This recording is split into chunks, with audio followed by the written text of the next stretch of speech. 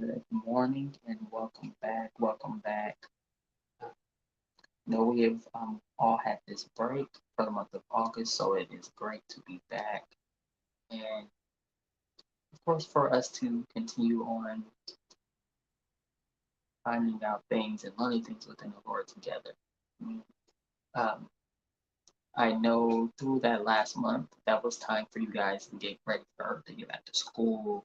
That was your last month of the summer and all those things. So I hope that it went well and that you were able to relax and enjoy the last bit of the summer that you had. So I know now we are back in school. Um, Depending on where you are, it could be your second or your third week of school. So hopefully that you are getting acclimated back into certain things so that you are able to walk into this um, one successfully. All right. So let's see. Okay. So I'm actually just going to pick up on the one that we have. So, when we left off last time, we were talking about some of the kings in the Bible. Last one we talked about was King David. So for this one, we're actually going to talk about King Solomon. Uh, okay. So before I do that, I'm going to go ahead and pray us in so that we are able to continue on with this Sunday school lesson and just get the things that God has set for us to receive. Amen. So, Lord, we thank you for this day. We thank you for the break that you gave us all, and we thank you for bringing us all back together so that we can continue to learn things in your name, Father. Lord, just give us the hearts, the minds, and open our ears to hear and learn more things of you, Father, so that we can continue to use them in our day to day lives. So, Lord, we pray against any technical difficulties, any hindrances, and anything that the enemy may try to throw on us during this Sunday school lesson. So, Lord, we thank you, we worship you, and we honor you. We say amen. Yeah. All right. So, of course, you guys know how it usually goes. We have some scriptures, some questions, so that we can, try to break down the verses and just get an overview of what it's trying to say and what we want to learn in it. Now, and I know this is from experience that when we read certain things, um, it's sometimes to our own interpretation. You know how you may be in school and you read something that you have, like if you're doing like group work, you read a story problem, the person with you next to you also reads the same story problem, but you two are getting two different, you know, outcomes or you're looking at it differently. Um, so even if you are answering these questions, um, and it doesn't come to be exactly of what this one is overall saying, you're still doing what you're supposed to be doing. As long as you are answering the question to the best of your abilities, that is fully what matters. Mm. All right, so let's go ahead and jump into it. So we're going to go start with First Kings chapter 2, verse 1 through 4. All right, again, that is First Kings chapter 2, verse 1 through 4. And it reads, when the time drew near for David to die, he gave a charge to Solomon his son. I am about to go the way of the earth, he said. So be strong, act like a man, and observe what the Lord your God requires. Walk in obedience to him, and keep his decrees and commands, his laws and regulations, as written in the law of Moses. Do this so that you may prosper in all that you do, and whenever you go, and the Lord may keep his promise to me. For if your descendants watch how they live, and they walk faithfully before me with all thy heart and soul, you will never fail to have a successor to the throne of Israel. Right. Let me jump back over. Okay. So, I mean, they kind of said it out in the thing, but I'll still ask the question: who was mainly talking in that passage? So, question number one: who was mainly talking during that passage? And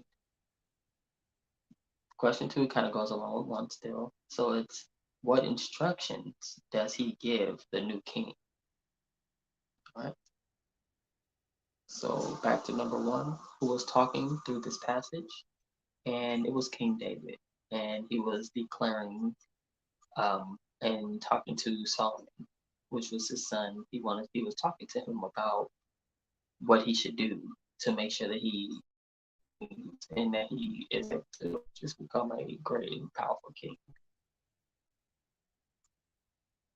Number two, what instructions does he give the king? So, what instructions does Solomon receive?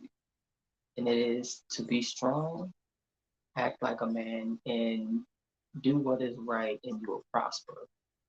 So he's just telling him to make sure he's doing things the right way, make sure that he's following the book, the laws, and all those main things. So just wanted to make sure that he was actually knowing what he was getting himself into so that he can be successful just like his father was. And that is, I mean, in coming from it being his father as well as him being a king, and him telling him to follow the Lord's guidance and everything. I feel like that was some really good advice for him to tell him what is going to happen, what he should be strong with, and also that he should follow the law, follow what God tells him to do, and then he'll be prosperous. So let's see. I do have another set of scriptures, of course. So you know we like to do our scriptures and our responses or questions. So this one, we're going to go to First King, still in First King. This time we're going to go to chapter 3. Let me get over there. First Kings chapter 3, and I believe it's verses 1 through 15. Okay. All right. And now reads: Solomon made an alliance with Pharaoh, king of Egypt, and married his daughter. He brought her to the city of David until he finished building his palace in the temple of the Lord, in the wall around Jerusalem. The people, however, were sacrificing in high places because the temple had not been yet built in the name of the Lord. Solomon showed his love for the Lord by walking according to his instructions given to him by his father David, except that he offered sacrifices and burned incense in the high places. The king went to, and I'm going to say that, okay, Gibeon, I think that sounds like that's about right, to offer sacrifices, for that was the most important high place. And Solomon offered 1,000 of burnt earnings to the altar at Gib. I'm just going. I keep messing up that same word because I'm just not sure what it is, but I'm saying I'm gonna try to stick with Gibeon. I think that's what it should say. At Gibeon, the Lord appeared to Solomon during a night in a dream, and God said, "Ask for whatever you want me to give you." Solomon answered, "You have shown great kindness to your servant, my father David, because he was faithful to you and righteous and upright in heart. You have continued his great kindness to him and to have given it to his son who sat on the throne this very day. Now, Lord my God, you have made your servant king a place for my father David, but I am a little child and do not know how to carry out my duties. Your servant is here among the people you have chosen, a great people, a numerous count or number. So give your servant a scaring heart and govern your people to distinguish between right and wrong. For who is able to govern this great people of yours? The Lord was pleased that Solomon had asked this. So God said to him, since you have asked for this and not for a lifelong of wealth for yourself, nor have you asked for the death of your enemies, but you ask for permanent and administrating justice. I will do what you have asked, and I will give you a wise and discerning heart, so that there will be never have been anyone like you, nor will there ever will be. Moreover, I will give you what you have not asked for, both wealth and honor, so that your lifetime you will have no equal amongst kings. And if you walk in obedience to me and keep my decrees and commands as David your father did, I will give you a long life. Then Solomon awoke and he realized he had been in a dream. He returned to Jerusalem, stood before the ark of the Lord's covenant, and sacrificed burnt offerings and fellowship offerings. Then he gave a feast to his court. So I know that was a lot of reading. It usually is. All right. So let's just go ahead and jump right into these questions for that. According to the verses, so this is question number one. According to the verses, in which way does Solomon fail to walk with God? Okay, I just got that one. Okay, so according to the verses, in which way does Solomon fail to walk with God? And it was just this is before we had the dream. All right. Number two, still, when he asked if there what he wants from God, what does Solomon respond? So when God asked him, or the Lord asked him, what do you want? Anything you may want, just ask. What did he ask?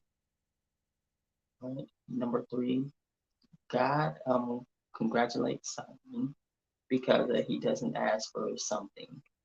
What was it that he did not ask for? Number four, what does God promise to give Solomon? So after all that conversation, what did he promise to give him? Right. Number five, God echoes which command that David had already advised Solomon to do. So when it says echoes, it's just, of course, we all know what an echo is, where it just makes the same thing over and over. He's just saying what questions or what things did he say again to him again that Solomon was already advised by his father. And number six, what will Solomon receive if he follows those commands? All right. And so let's jump back up to number one. So according to the verses, um, what does Solomon, what does he do that kind of failed him at his walk with God? And it says that he offered sacrifices and burnt incense on the altar, which was symbolizing like a false god. So, there's only one true living God, and he doesn't like um, us doing other things like that, doing the sacrifices, or that also goes down to the sage thing that we see a lot of people doing or burning that. So it's things like that, or that are like false idols and false gods. So that is what he kind of was doing. So that's the one thing that he was failing at. That the Lord was saying he was failing at. All right. All right. So now during this dream, so number two, during this dream, when the Lord asked Solomon what he wanted, what did he say? What was his response to what he wanted? And he asked for, you remember, he asked for a discerning heart. And he wanted to be able to distinguish, can we say that would say? He wanted to know the difference between, or be able to see the difference between right and wrong, to, make sure that he's going down the right path.